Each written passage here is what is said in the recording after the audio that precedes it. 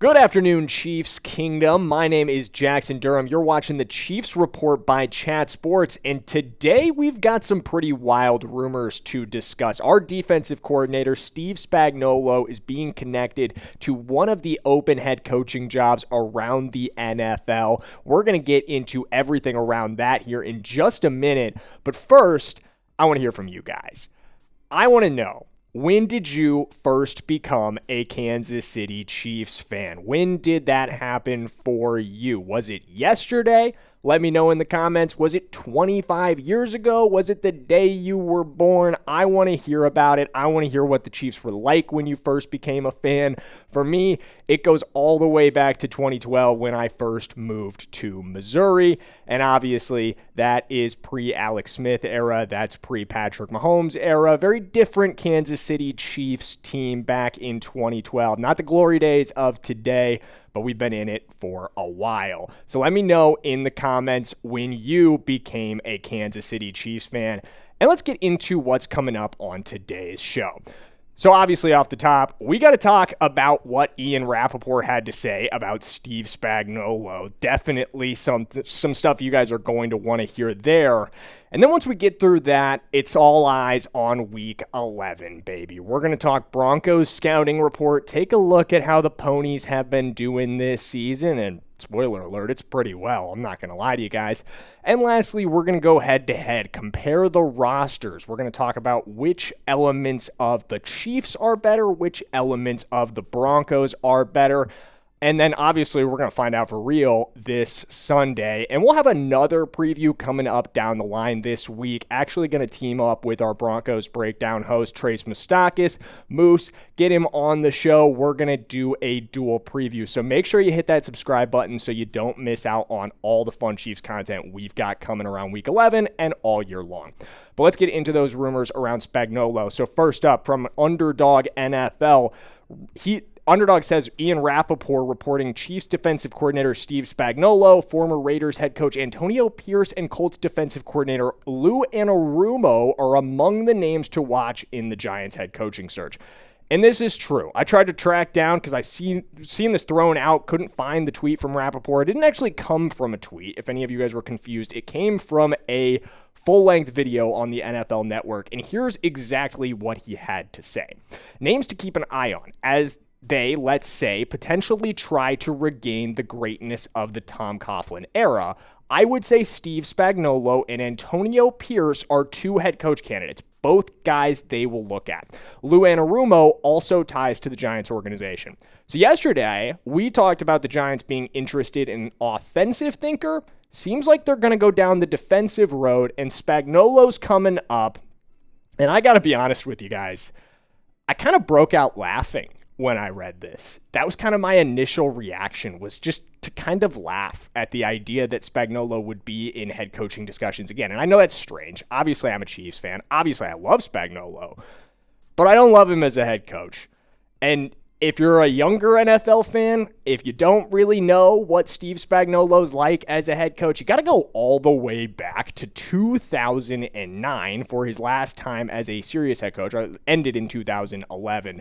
But his tenure with the then St. Louis Rams was abysmal, guys. It was really bad. They were the worst team in football when he was there 2 of the 3 years. They won 1 game one season, 2 games the other season, and 7 in 1 year. That year was the year he drafted with the first overall pick, Sam Bradford, a pick that obviously did not work out.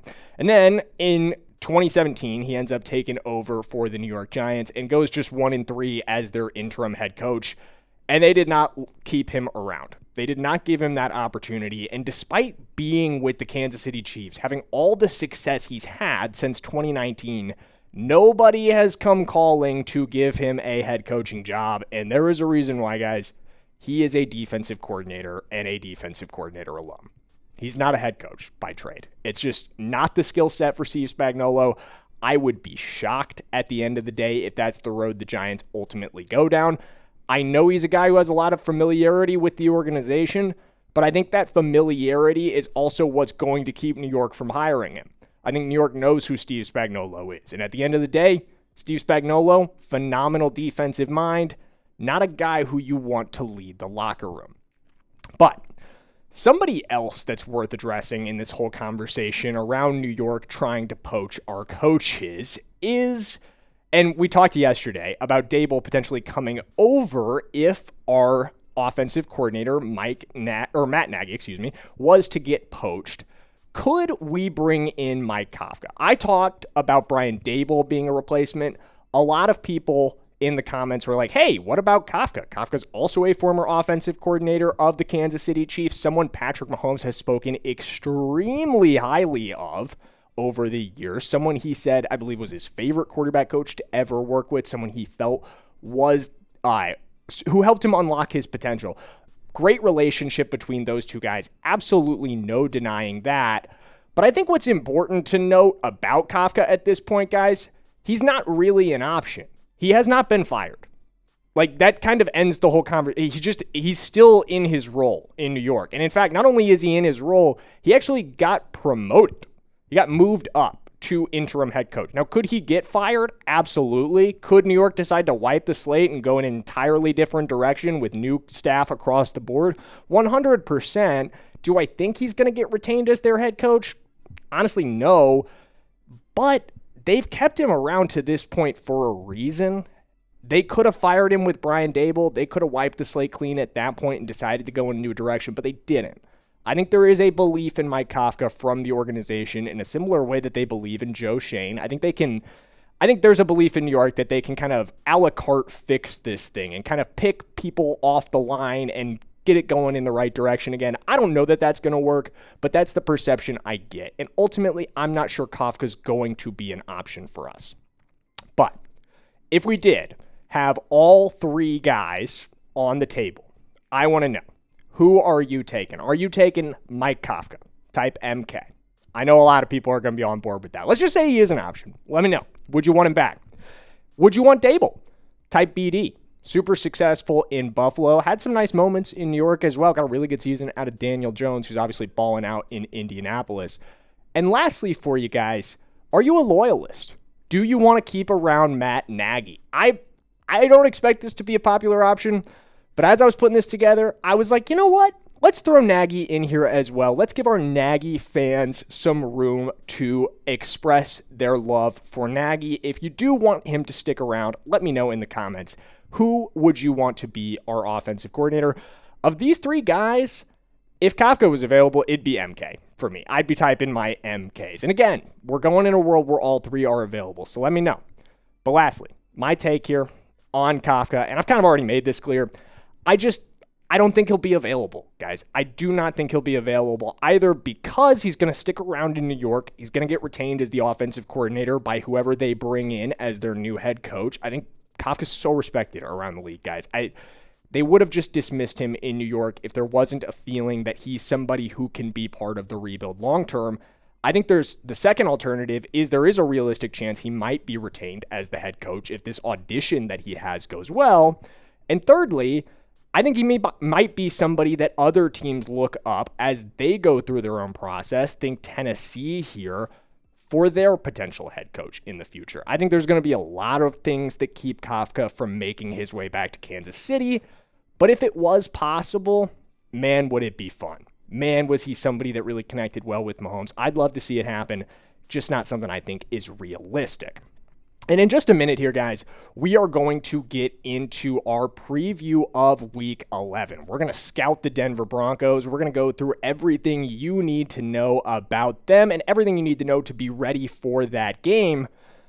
But the one thing we don't have in this Week 11 preview is food for your watch party. But don't worry, guys. Omaha Steaks has you covered on that front. Omaha Steaks is the official sponsor of tailgating, and from legendary burgers to mouth-watering steaks, deli-style franks, and so much more, you'll elevate your next game day get-together with America's original butcher. Guys, the family's coming in town this weekend. They're all coming in from Missouri, and you know what we're doing on Sunday? We're getting together to watch the Chiefs game. I am going to have a feast for them. All these Omaha Steaks burgers I've got ready in the freezer. And I know they're excited. They've been texting me all week how thrilled they are to eat the burgers from Omaha Steaks, because Omaha Steaks' legendary flavor is served in stadiums and homes across the country. And I've got an exclusive deal just for our Chiefs Report viewers. The Kingdom is going to get an extra $35 off with promo code Chiefs at checkout. $35 off your order. Get big savings on big flavor this football season and make game day delicious with the official sponsor of tailgating. Visit omahasteaks.com and get $35 off with promo code Chiefs at checkout.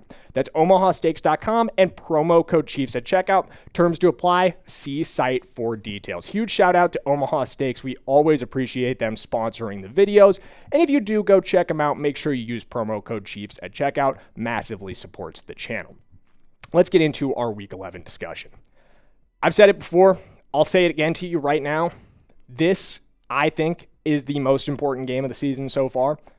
It is a must-win game, in my opinion, if you want to have any chance of making the AFC West. I'm not going to lie to you guys and say it's a must-win to make the playoffs. We might have some of those coming down the line, depending on how things go. But if you want to win the AFC West, if you want to do it again, you got to win this one. And it won't be easy. This team's good. You look at this team in 2025, they're 8-2. They are 17th in scoring, so not great, but they haven't had to be. Third in defense. Third in points allowed, 17.3 points per game. Third in total yards allowed. And the way they really beat you guys is by getting after your quarterback. This team is historic when it comes to rushing the passer. They are number one in the NFL in sacks through week 10, averaging 4.6 per game.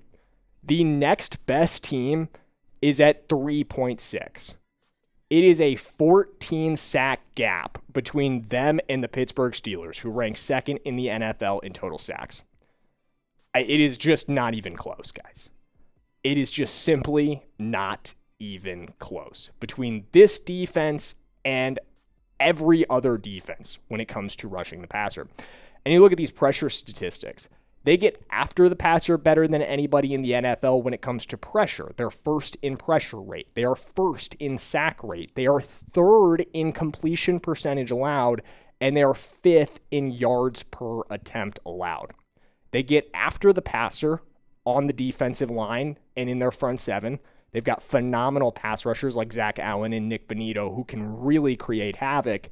And then when those guys are doing their work, they make life so difficult on the back end. There's no time for you to throw. There's no time for you to create, or for your receivers to create open windows for you. And the corners are good, so the open windows are hard to come by anyway. This is the best defensive team in the NFL, in my opinion. They 100% are led by their defense. They're great in that area, and they will lean on this unit. The way to beat this team involves their defense. You've got to score some points because that is the issue for them on offense, has been scoring points. And we're going to get into that more in the preview. But there is kind of a light at the end of the tunnel with this defense, guys. I know I've spent the last probably 5 minutes propping them up, really kind of glazing them, honestly. But they're dealing with some serious injuries right now. Pat Surtain, Defensive Player of the Year, dealing with a shoulder injury. And I know it says questionable, but that's what they have on their official report. I'm not going to lie to you. He's not going to play in this game. There is no chance that Pat Surtain plays in this game. And if you're wondering how I know that, comes from a tweet from a Denver sports reporter, a beat reporter, who said on KOA Colorado, reigning Defensive Player of the Year, Pat Surtain told R. Edwards Radio and Guerrilla Sports' own Nathan Sirius, rehab is going well, but he is at, quote, 46%, which is a very specific number. And I don't think he's being 100% serious. I'd have to imagine you wouldn't say 46% as 100% serious. But there is no chance that he plays. That was 4 days ago. He's 46%. Even they took this as he's at least a few weeks away. And I spoke to Moose before I filmed this video. And Moose, the first words out of my mouth were Pat Surtain status. And he immediately said, no. Just no. Not playing. Didn't even really follow up on it. Just no. Just 2 seconds of thought. Absolutely, he's not going to see snaps. And that's unfortunate for the Denver Broncos. It's unfortunate for Pat Surtain. And we never root for injuries on this show. But we do talk about injuries, and we do recognize that injuries have an enormous impact on the way you game plan for a team. And Pat Surtain, maybe more so than any other player on this Broncos defense. He's fantastic. We really have to be able to take advantage of him missing this one. And we'll go back to the injuries that they have overall. A couple other ones of note. J.K. Dobbins is also questionable entering this game, and Marvin Mims is also questionable entering this game.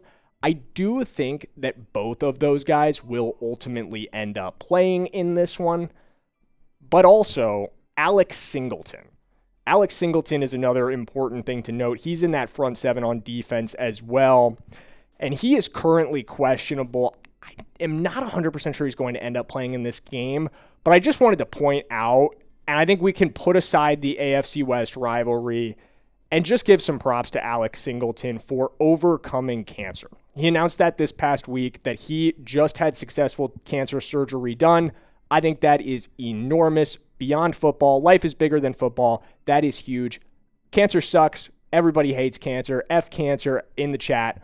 But I just wanted to give props to Alex Singleton. I don't think he's going to play in this game. It would be awesome if he did for Denver, and just from a human perspective to see this guy get back out there. But I didn't want to let this video go by without giving some props to Alex Singleton for A, beating cancer, and B, getting right back to it on the football field as soon as he can. And now we're going to get into which team has an edge at each position across the board. We're going to do some roster comparison. But before we get into the roster comparison, I got to tell you guys, if you've made it to this point in today's video, if you've hung out with us for this long, you should hit that subscribe button. If you are not already in our Chiefs Kingdom, you're clearly enjoying hanging out with us. You made it pretty deep into this one. Just go ahead and hit the subscribe button. We've got free Chiefs content coming all week long. We are going to be covering this team all year, all after the season, into the offseason, into the draft, into free agency, even into next season. We're going to be here with you guys for the long haul. So join us, strap in, and subscribe for free Chiefs news and rumors. But now, let's get into the roster comparison. Starting on offense, and we've done a couple of these, and I have never given the edge at quarterback to any other team. And I don't know if it ever will happen. Patrick Mahomes is the best quarterback in the NFL. Bo Nix is not even close. We can move right along to running back. And running back, this is another one. We don't often win this one, guys. I wish we would. I think we would have if we traded for Breece Hall. But there's no way I can say that our running back room is better than Denver's. Even if it's been pretty banged up at times this season, they've gotten great performance out of J.K. Dobbins, and they also drafted R.J. Harvey, who's been playing really, really well. Our receiver room, though, I'm going with our guys. They've got some studs as well. Courtland Sutton, Marvin Mims, but Rashee Rice, Xavier Worthy, Juju Smith-Schuster. I like our guys in our room. And on the tight end of things, give me our team. Evan Ingram has been disastrous in Denver. Bad free agent signing. Travis Kelce, Noah Gray. They've been cooking again this season. Kelce's having one of his best years over the last couple. Quietly, though. Not a lot of people discussing it. An offensive line, this is a unit that I don't think either team is really bragging about their offensive line, especially not us with the injuries, but they've also been pretty banged up and overall just really bad. So I'm going to go with us, especially getting Josh Simmons back this week. I think that moves us in the right direction. But now we're over to the defense. We did really well on offense, guys. I want you to remember how confident I was in our offense as we roll through this defensive section, because I have to be honest.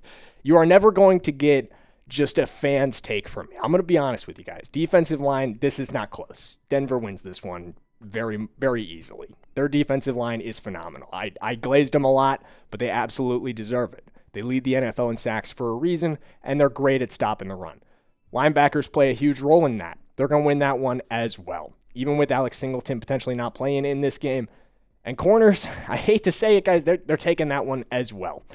Even without their best corner, even without Pat Surtain, I can't confidently say that our corner room is better than the corner room that they have. And lastly, safety, we might be adding Juan Thornhill here. Watch out for a short on that if it happens. There's been some practice squad rumors with him getting released.